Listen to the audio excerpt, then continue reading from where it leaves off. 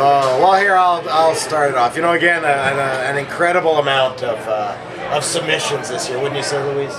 Yeah, I mean, we had I think well over 45 submissions, and they went through 2 other juries before they got to this stage.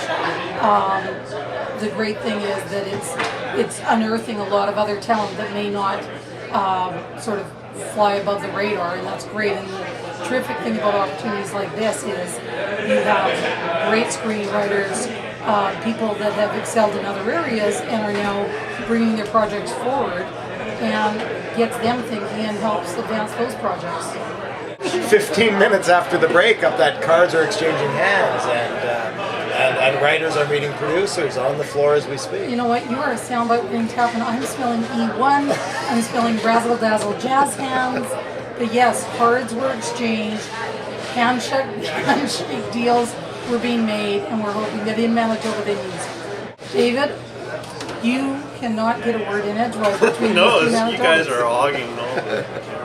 Well, here, David, I'll throw it at you. As an outsider coming into this, fair to say, a pretty close-knit film festival, I would say. I don't think that there's anything wrong with that either. What is your experience? There's nothing wrong with saying we're close-knit. No. You know, Gimli is just a really unique festival, I think, in a number of ways, not the least of which is that it takes place out of a major urban city, which, okay, it's an hour outside of Winnipeg, and so it still allows, Winnipeggers to come out to the festival, and yet at the same time it doesn't have that urban feel.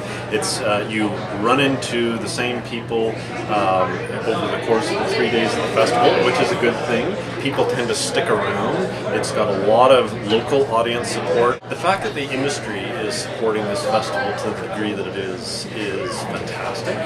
I haven't seen that level of support in any film festival in Alberta, Saskatchewan, or Manitoba to the degree that it is here.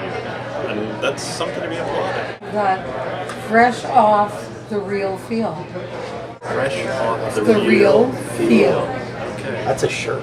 So I guess that brings us to the Pitch Fest, and today Ryan Fitzgerald walked away with the 15K. His idea for what he wanted to do was really forward-looking. It was unique. It's got elements of it that remain to be explored, so that $15,000 is going to go a long way to helping Ryan really conceptualize this project.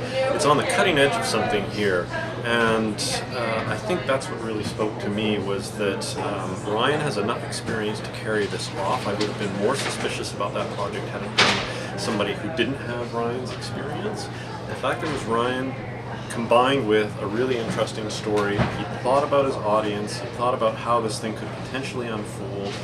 That gave me a lot of confidence. You don't often actually see really cutting edge, completely broad, out of the box thinking. And as David said, under somebody else's stewardship, I would be worried that it was uncontainable.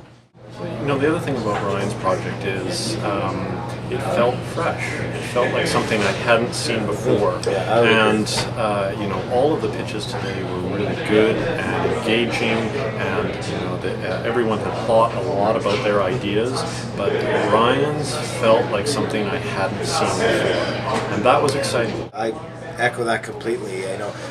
Nothing that I had seen, and I desperately want to see it. I'd just like to say it's been a real privilege working with 2 men of such esteemed credentials. I mean, I'm humbled, and I'd just like to leave you two spend a little quality time with camera. No, it's time for me to go. Yes.